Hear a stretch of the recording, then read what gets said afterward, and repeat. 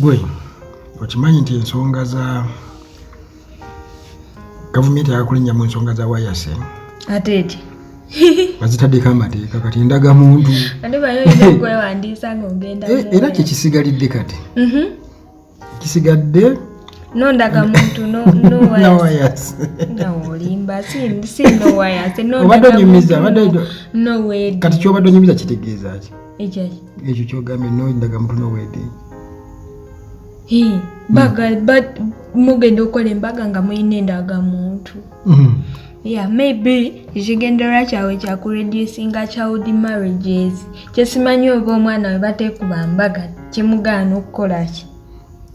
okuwasibwa okugenda kawundo kakubye eddirisa kubanga era abantu abagenda mu official marriage sibire oba bafuneyo ekifo nga buli afumbiddwa gy'alaga kati bakusanga ene watabeera bafumbo ng'oliyo ng'olina omusajja that is the only solution. Kitegeeza nti wabeereyo bawuulu n'ebyo ebya no ID era kati abaana b'abandika babatwalire ku bwereere kagamba olina okuba ne ID endagamuntu okukola embaga ewatali ndagamuntu teri embaga ng'ekigendererwa kyakubeera nti bareducinga child marriages kale oba oli abo bana abafumbiza abaana ati waliwo era abafumbiza anti ekyo kyenkugambye nti era oli wadde mbukola ki obikolereyo ye ne bamuwa ebintu n'abagamba mutwala omwana kyogamba nti abakwasi b'amateeka bagenda mbeera ku buli mbaga oluwadde mbubireetewa b'omuwala ne bamuwa omuwala n'agenda kati kye baba bakola batukolereyo ensi y'abafumbo n'ey'abawuulu kati Uganda bagisalemu bati abafumbo baddewa abatali bafumbo badde bukyalo mukyala ate kyanti gamba gisalemu busazi bwoti abafumbo basigale ne Kampala nti ekitundu ky'egindi abatali bafumbo bagende mu Northern Uganda oba bakole bati basaleko Karamojja atali bafumbo bagende Karamojja abafumbo bagende Karamojja Mukama Katonda nze ndabira ddala nga bino oli wadde mba okufumbirwa mu ngeri naye gwe okimanyi nti nembeera mukazi nga nkuula abasajja oluba otuuka eyo maze okukuula oluba okwogera kuwayase nga gamba leeta endagamuntu kale gwe polisi bwejanga ati baagaana ebintu ebyo nga oli talina ndagamuntu aba talina ndagamuntu kale gwe naye nabakubuulizawo leero leeta endagamuntu niwatyanga agirina n'agijjayo muyaye nagayiye nga mwetwala ate oba tewasazeewo kakati jukira tulinawo olutalo lwa saha yeefudde ekirala jukira yasaba bato eya Chameleon music battle eya Kenzo yabiganye ebyo yavuddeyo awo n'atugamba ye tagenda kukola bato na saha kubanga ye naku zino ali mu leadership role he's in the leadership role tagenda kuddamu ekyo like bakiyise cloud chasing zibeera empanga ezirwana kirabika ndowooza ze oluzungu lwange lutono nnyo nawe okimanyi twasomera eri mu kabeerimidde primary school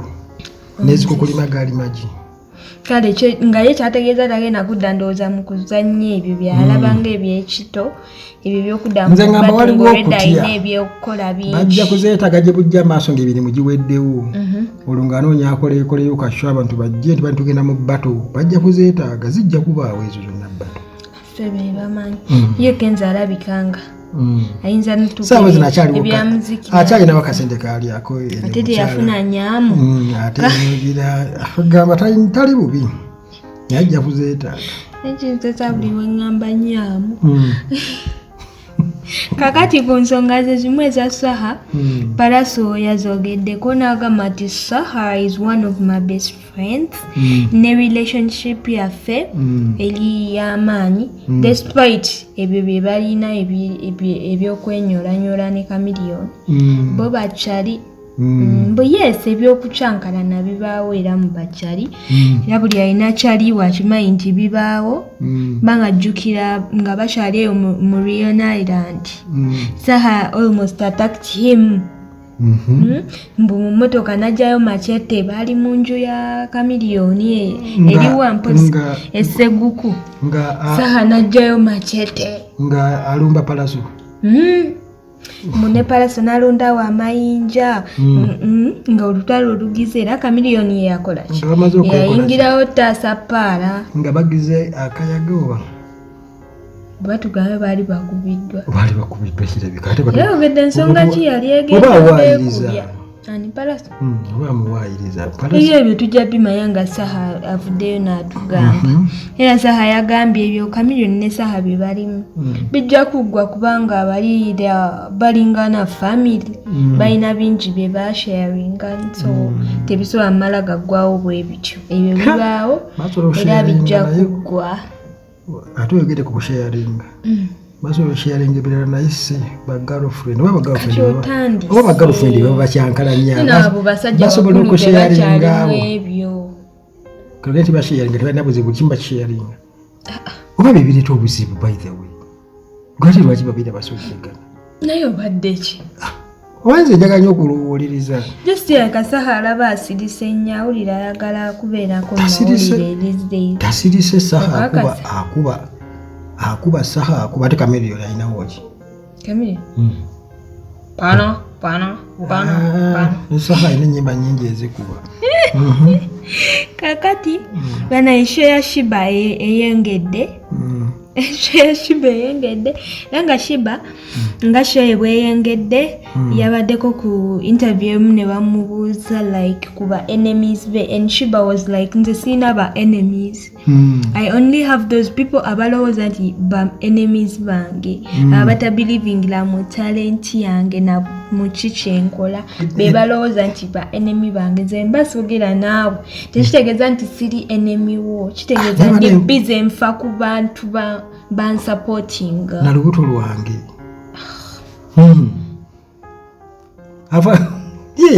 afa ku bantu be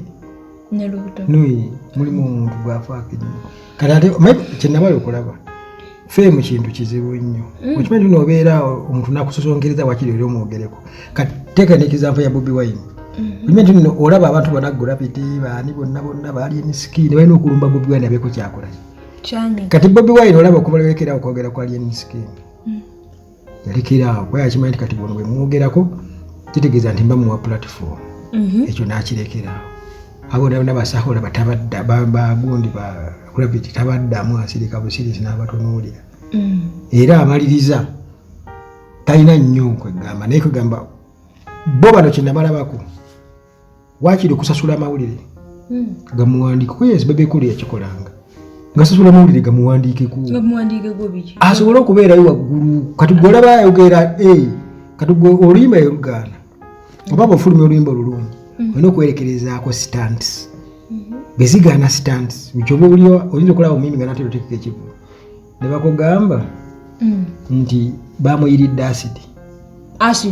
oyinza okuwulira nti bamukoze bati bamukubye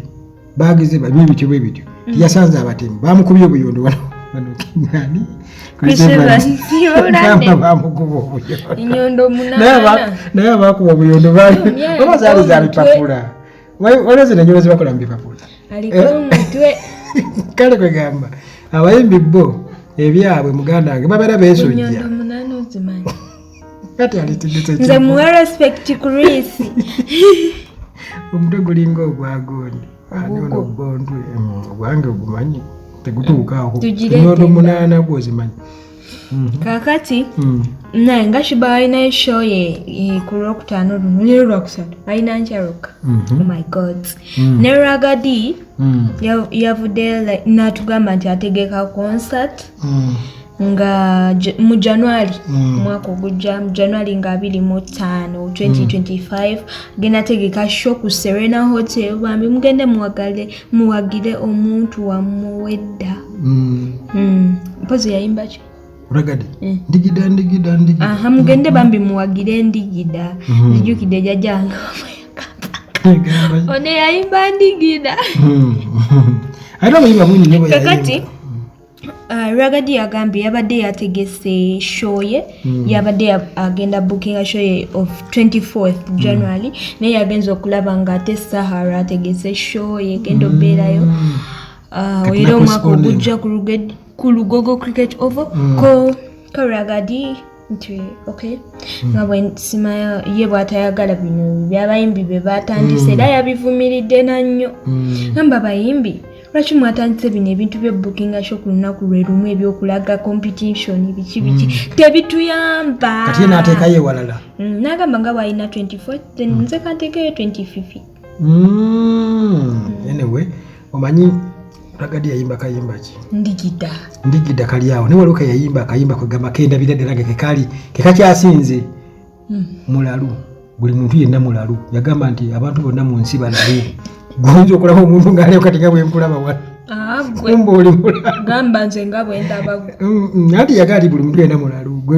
okuviira ddala ku wano Uganda alabika be yalabamu ebyo ebiseera ffe tetukyali okuviira ku General Museveni paka ku muntu asembayo wansi bonna balalu ati byaga nti bonna balalu gayogedde ati yagamba abantu bonna balala era bw'otunula mulaba kale bannange mujja genda mu show muwagire Ndigida omwaka ogujja mutandika ssuula 10 kaakati mu mawulire ag'ennaku wamakya g'olwaleero twafiiriddwa producer Skills on the beat neyafiiriddeawo ekiruddu yabadde mulwadde ki like Mudra avuddeyo ng'akyogerako natugamba nti Skills on the beat yabadde alina blood clot ku mawuggwe ge era yabadde ateekeddwa okufuna surgery naye nga teyafunye surgery lwansonga sente yabadde talina dokita yaganya omukolako lwansonga yabadde talina sente era Mudra we yasinzidde okugamba abayimbi naddala abayimbi mu preparing financial emergencies like just imagine zitereka excuse kubanga blood clot kiki babayina bye bakozesa Mudra yagambye like mugezeeko kukola ki okwetegekera ezo emergencies okubanga omuntu okola sente ekimanyi baproducer baba ne sente kitegeeza oyinza obba ngaokola sente baproducer balundabyeko wano producer Didi naye nga ndaba ali mukola aja naamwe munyambe yakola oluyimba lwa Kenzo ngira abantu bagamba Kenzo yamba Didi kola otya ekirya kale tunajjukira nti abaana abayimbi baganya okuba endongeeza obwereere mu bakyali kati bwe producer katoli mugezi bisanga okubye mbonoonya hiti mb'oyagala kwetunda tunajjukira nti Skills on the beat yakola rap olwaba Voltage Music nakola oli kuki owa Dr. Brian ne Shiba kale ndowooza abamanyi ennyimba ezo muba mutegeera Skills on the beat yadde talinawo sente mu kaseera bagenda omusaba sente za sajari musajja atunga ate nti blood clot yakitegeeza nti tekuwa budde buli awo kulowooza nabantu kutegeera kikyamu kiriwo ze sente sesijaga nti baproducer baba ne sente mpozi abayimbi ate abayimbi abakutteyo ne producer baba nazo naye si bonna era producer okuba hiti ngo producer tekitegeeza tuba ne sente tebakuwa nedda bakuwa ate olimba abakolera sente mekolo ate abayimbi abanene bebasinga n'okwagala ebyobwereere nze nkubuulira kati bambi nono producer omuto abayagala amukolere kwegamba kale si byangu ebintu bino si byangu njagala okubuulira omwoyo gw'omugenzi mukama gwekimulekya emirembe tugende omaliriza okay kale enkya tuleetera amalala otulabyeko nnyo baayi kati okwaki